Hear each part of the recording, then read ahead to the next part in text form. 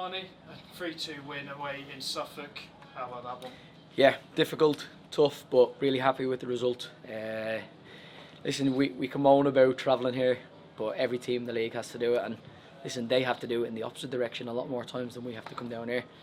So there was no excuses for me tonight. We had to show up. Me and the staff, we done it a little bit different tonight. Usually we're quite positive, we're quite encouraging. Tonight we challenged them. We challenged them to win. We demanded standards. We demanded 3 points, because we said to them we've got 7 big games left, and we wanted 3 points tonight. If we wanted to do anything tonight, we needed to get something, and I challenged them to show what it means to them, to show that they want to create that little bit of history.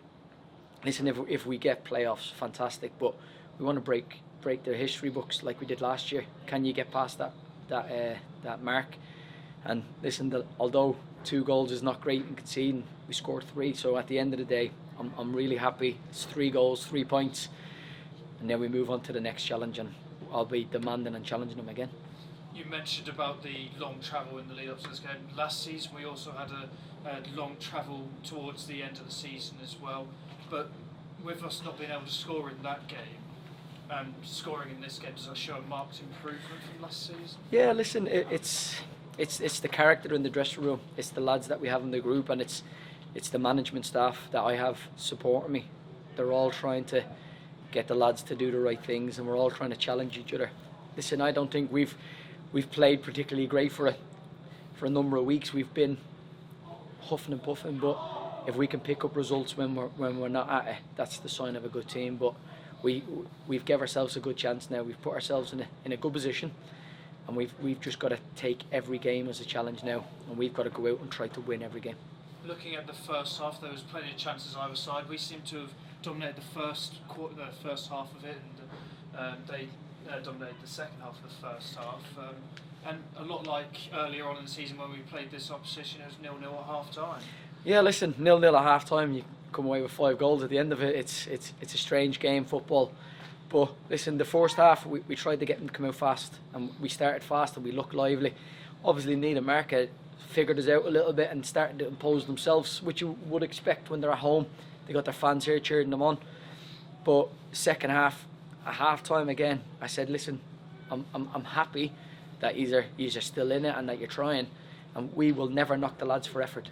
The effort they give us week on week out is top draw. We challenge the quality, we challenge them scoring, and listen, they've gone and done it. But I think as much as the lads have showed a lot, I think if you look at our fans, I think travelling this amount of distance on a Tuesday night, I know a lot of them have work and a lot like that, that's unbelievable. And I can't be not only grateful for their support, but to travel down here. I think the lads and myself, the management staff, I want to say a big thank you to all of them for making the journey. And Timmy as well, I can see him over there. You mentioned about the fans. They're making a 400-mile round trip down here. Does that give your lads and yourself a boost for the games like this? Yeah, listen, when you walk out and you're 200 miles away from home, you don't expect to see many people. But when you've got, I think there was about over 10 of them anyway, there tonight, listen, that's fantastic. And to know that, I said to the lads, if they're willing to they're put the effort in, we should be as well. And hopefully we've repaid a favour. Hopefully when they get up for work tomorrow, they're not as tired, because we give them that 3 points and something to smile about going home. We'll begin with the goal concessions first, and then go into our goals. One of them was a penalty, and the second one was an unmarked man at the far post. How did you see those 2 goals? The penalty, obviously, I'll have to look back at the heat of the moment. I thought it was just like he's crossed it in, pushed his arms by his side. I don't think he can move it away. But then I feel like we had the same incident down the other end, that we could have got a penalty and then they go and score from it.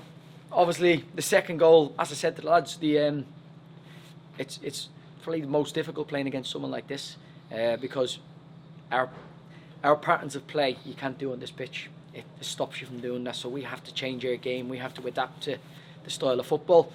But when they're 3-1 down at home, they throw caution to the wind. So there's no structure.